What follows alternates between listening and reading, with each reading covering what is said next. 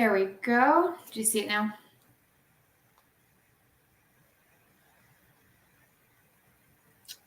No.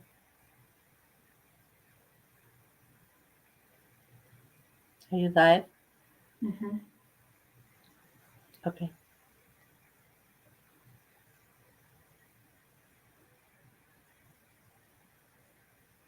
Oh, here we are. Excellent. Okay, and I'll just share it with mine.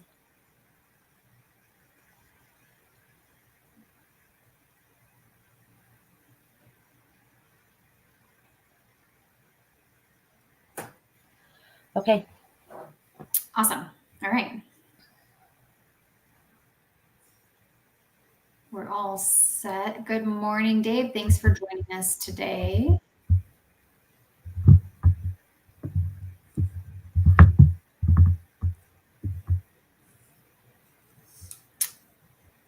All right. Just about ready. Checking on one more thing. Sorry about that.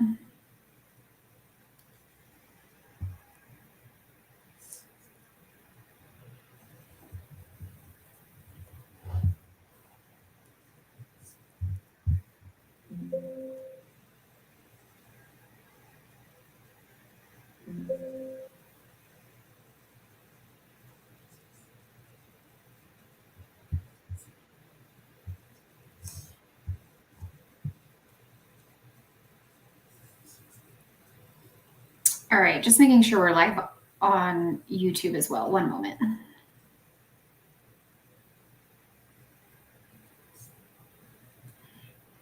All right, I think we're good.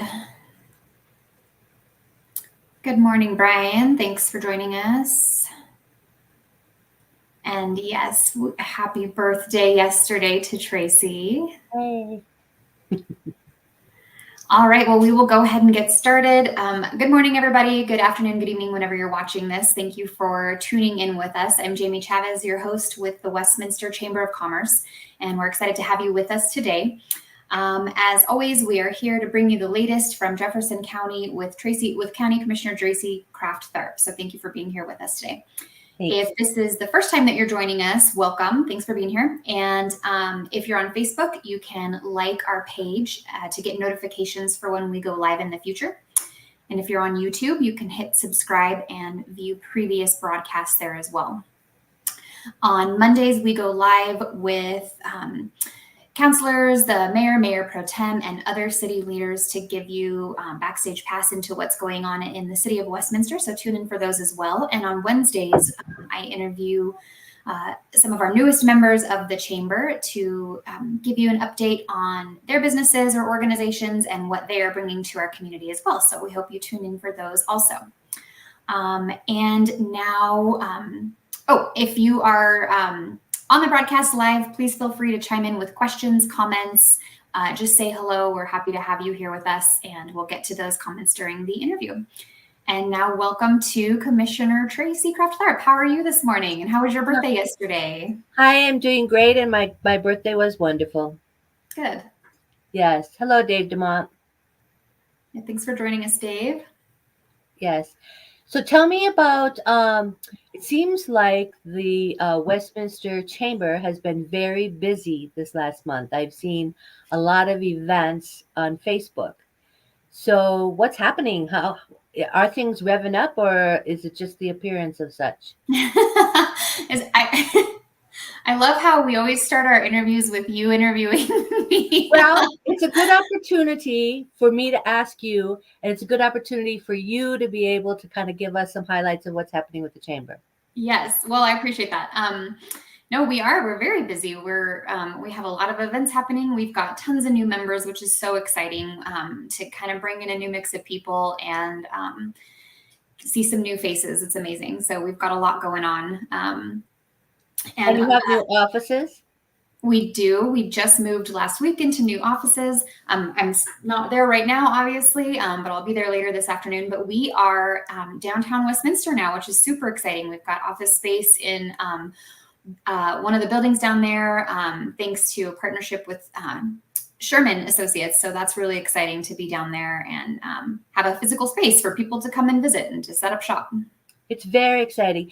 The one more thing that I'm really interested in is I'm seeing on your Facebook page, which everybody should be on, that you are doing candidate forums next week.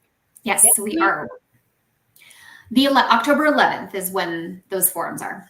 Week after. And so do you want to just, not that I'm interviewing you, but No, yeah, that's great. Yeah. But tell us about those, about Yes. the format that you're doing. We're doing it's throughout the day, so it's 10-minute interviews with each candidate. So we are interviewing candidates for House District 29 and 35, and then Senate District 19 and 21, and then also county commissioners from Jefferson County, candidates from Jefferson County. So 10-minute interviews throughout the day with each of those candidates, and it's quick, but it's just an opportunity for those candidates to be able to tell viewers why they're running, what they stand for, and what they hope to accomplish. And then anybody that's tuning in live will have the opportunity to ask questions. So good. I'm really looking forward to it. I had some meetings and a lunch scheduled that day that I've changed around so that I can watch those. Well, thanks. I'm honored for that. But yeah, I wish we were interviewing you. I'm sad that we're not. Oh, that's so nice of you. Thank you. And I will just tell you, I'm not. It's so much fun to have a campaign season and you're not involved. It's like, wow. Yeah. I bet. Yeah, I bet. I'm sure you feel some relief and just kind of some relax. I feel like you're probably much more relaxed going into this season. And I will be January 13th. yes. Yes. Well, good. So thank you for the updates. I do appreciate it. And I know, it's a good opportunity. We need to let people know what's happening with the chamber too.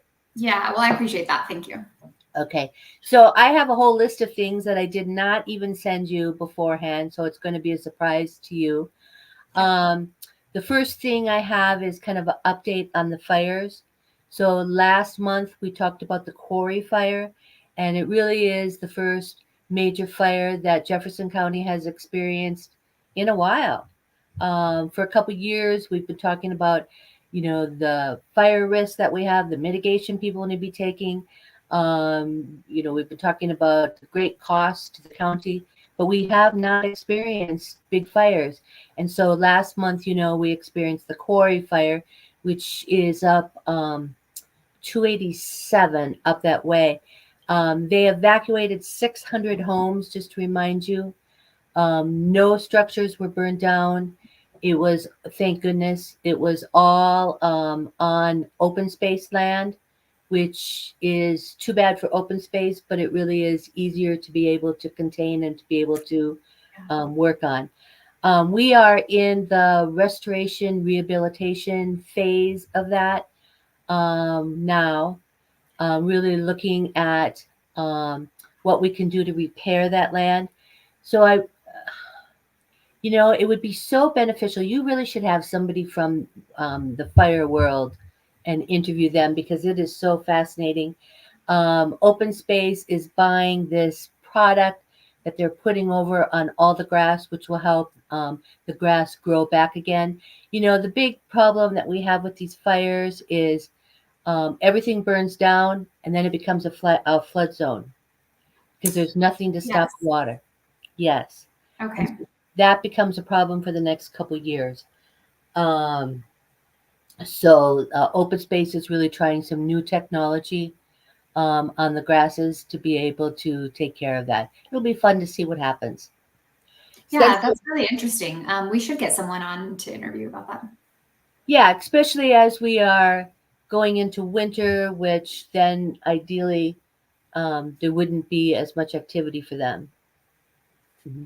So since then, we have had one other fire, and that's at Lockheed Martin. There was a fire, and that was a little scary, but they put that out pretty quickly. So Lockheed Martin does a lot of toxic work out there. Yeah. We don't want to see, a fire happen. Yeah. So, good. I'm glad that was put out quickly. So that was put up pretty quickly, I think within a day or two. So that's my fire update. We've So got good and, news. engineer Dave telling us, agreeing with you. Yeah. Burn soil acts like concrete for runoff purposes. Yes. Yes, it does. And there are fires from years ago. What isn't it the Hayman fire that was many years ago? And they still have problems because the everything has not grown back to be able to, hold everything in place. And Yeah. when it rains, it just floods out there. Yeah. Hmm. And Brian Dice joined us. Good morning, Brian. Thanks for being here today. Hi, Brian. So the other thing I want to say is congratulations, a big congratulations to the city of Arvada, which working with the School of Mines is able to attract the Elevate Quantum project out on 93 and Highway 72.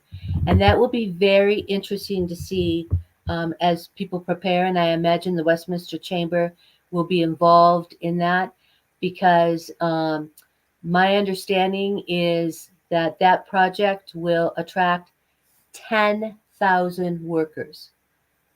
10,000. Yeah, that's huge. Huge.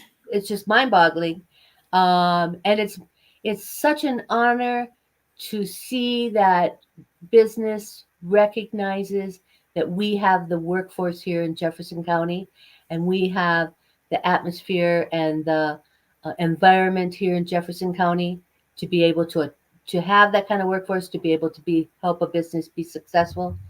It will be exciting, but the question comes: what about housing?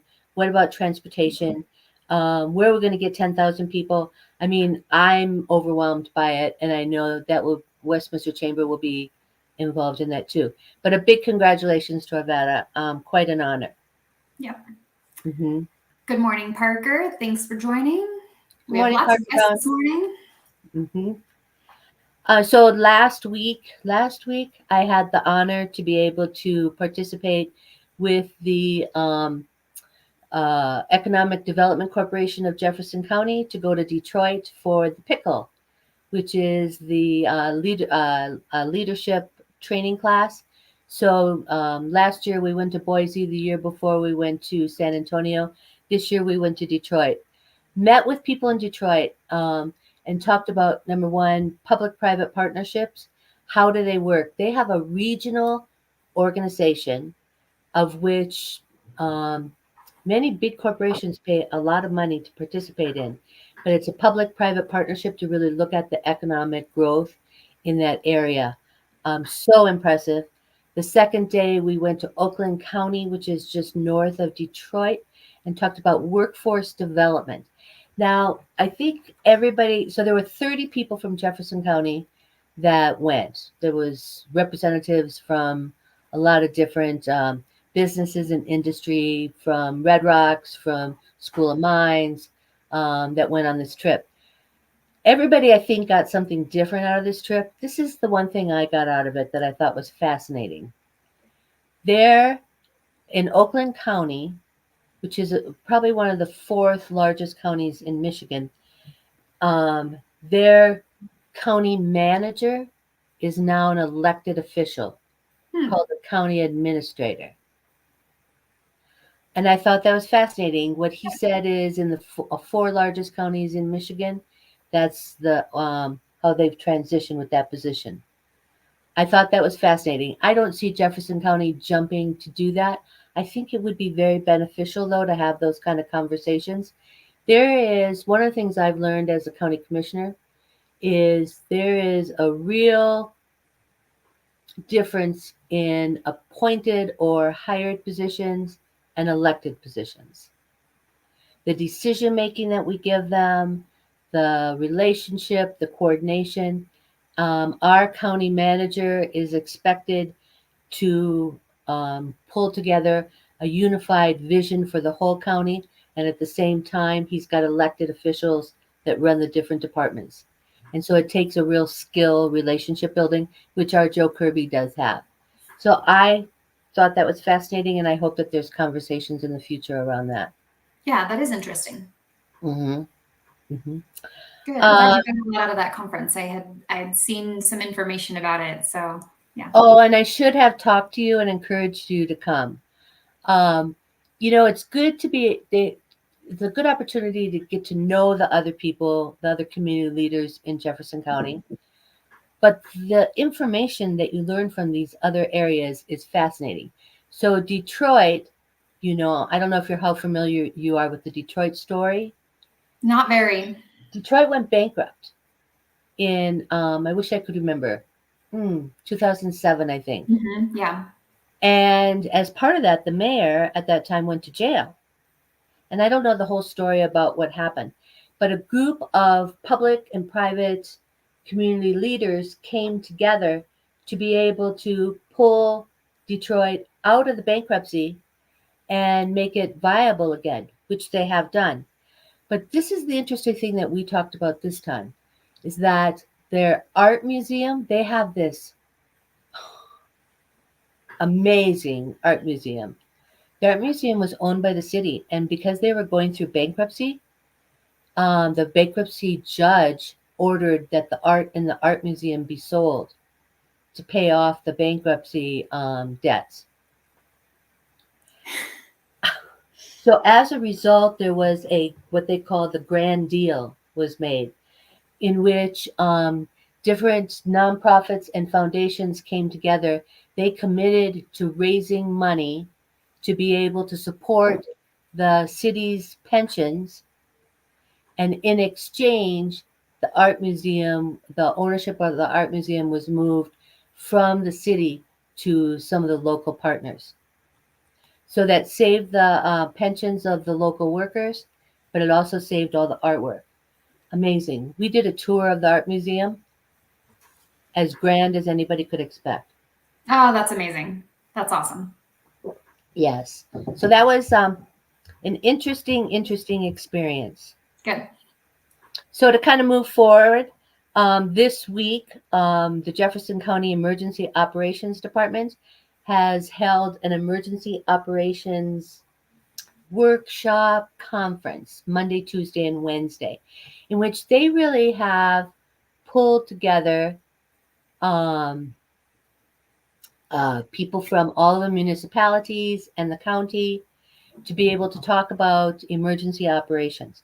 This, they pulled together the senior operators from um, most of the local municipalities as well as the different departments in the county on Monday for a 3-hour meeting to talk about what does an emergency operations plan look like, and if there's an emergency, what do we need to do? How do we need to handle it?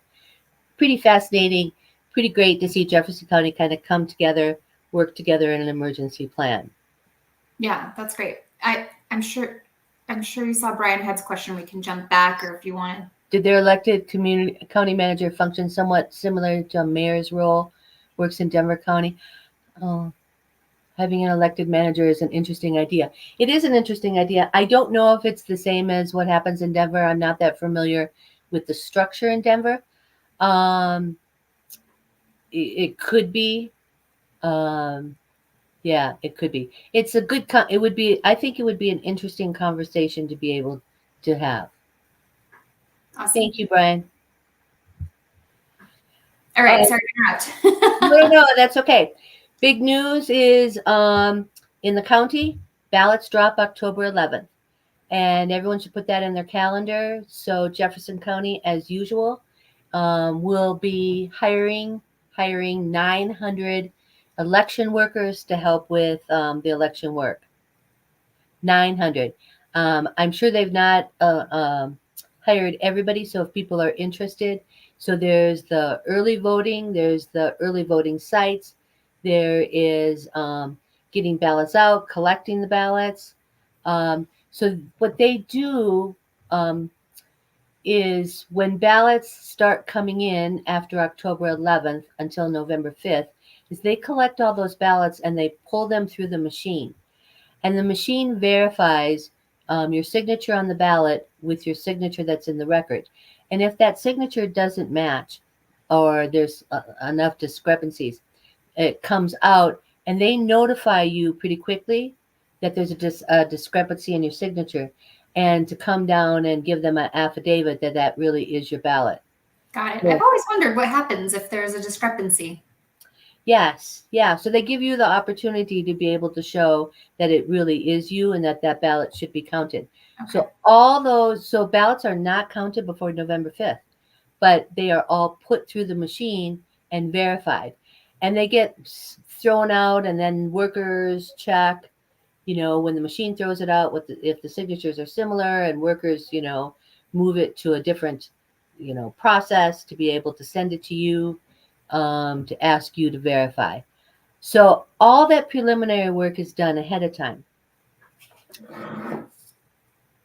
On November 5th, Tuesday on election day at 7 o'clock, they press a button, and that button calculates the votes of all of the ballots that have been submitted into the machine between October 11th and I think it's like noon on November 5th. So ballots are not counted, votes are not counted beforehand, but they're in the machine ready to be done. So Jefferson County has always been extremely reliable. That the first announcements of ballot results come out about 10 after 7, and that's all of the votes that have been entered into the machine until I think it's noon on that day, and then you get further results as you go along. So Jefferson County's always had one of the most reliable systems. There's videotapes on their website of answering people's questions about what they do and how they do it and why they do it. So would encourage people, if you're having questions, to be able to look at that. Awesome. Yes, and I encourage people, vote early. I mean, just do it, get it done. Don't make campaigns, waste their resources trying to persuade you to vote. Be the person that gets their ballot in right away. Agreed. Yes. And then I think I have 6 minutes, and in my 6 minutes, I want to talk about 1A. So the blue books are supposed to be coming out this week, and I just read on Facebook that the blue books are the largest that they have ever been in Colorado history. Oh boy. Good. Lots of reading. Yes, because we have so many initiatives on the ballot. Jefferson County has a number specific to Jefferson County, and the county commissioners have submitted language for 1A, and 1A is a measure asking citizens to um, to allow the county to retain the revenue, all of the revenue that we receive. That revenue would be used to be able to fund public safety and road and transportation issues. And there would be an audit every year to be able to ensure that revenue that's retained is used for those purposes. Probably the shortest I've ever described that initiative. Well, I'm sure you've been describing it a lot recently, so you've got it down to 2 sentences. I have been. However, as a county employee, I'm not advocating for the measure, but am really trying to educate people and answer people's questions. Got it. We've got, Do we have questions? yep. I have to ask my question on Sims Reverb. It's looking pretty good. Have they notified you of a solid reopening date? So that's so funny, David, that you would mention that, because I drove up to Rock Creek this morning, and I have to go all the way around because the Sim's being closed. And I was thinking, when are they going to open this, for crying out loud? What I've heard is October. I don't have a firm reopening date yet, but I've heard we're still on track for October. Everybody, keep your fingers crossed. It's looking beautiful, isn't it? When you drive by and you look down the road, it looks absolutely amazing. So it will be exciting when it's finally done. We will all appreciate it. Yeah, awesome. Thank you. Good. All right. Anything else? Any other questions? No other questions. Do you have anything else on your list? But the only other thing I have is budget. We are still in the budget process. A preliminary budget will be introduced to the commissioners on October 3rd, and then the final budget will be introduced on November 12th. there'll be a public hearing for people to review. The conversation that we've been having with the budget, I'll just say, is since January, we've been operating off of a model of Plan A, which is the language going to the ballot about retaining revenue, and Plan B, which is making cuts. We've asked every department to submit cuts of about 11% per department, about $26 million. And so since January, we've been working on a dual process of really reviewing those budget cuts, making sure that they're not mandated services, making sure that they are optional services, making sure that they add up to $26 million. So now we're at a point of we have to do the budget. How many of those cuts do we include in there before we've heard what's happened at the ballot? What happens if the ballot initiative passes? What happens if it does not pass? So really doing some logistical maneuverings around that. And part of what the staff are going to do is they're putting together a continuation budget that may need to be revised in January, depending upon what happens with the initiative. Okay. Yep. Awesome. But that's the fun at the county. Yeah. Well, thank you for all those updates. And thank you for, working so hard on your birthday and birthday and yeah. Well, thank you. Thank you for your leadership in Westminster. We recognized and we appreciate it. Thank you. Mm-hmm. All right. Well, thanks everyone for joining us today. We had a big group, so that's always nice when we've got lots of interaction. And we will see you in a month, Commissioner. Okay. Thanks, guys, for joining us. Have a good one.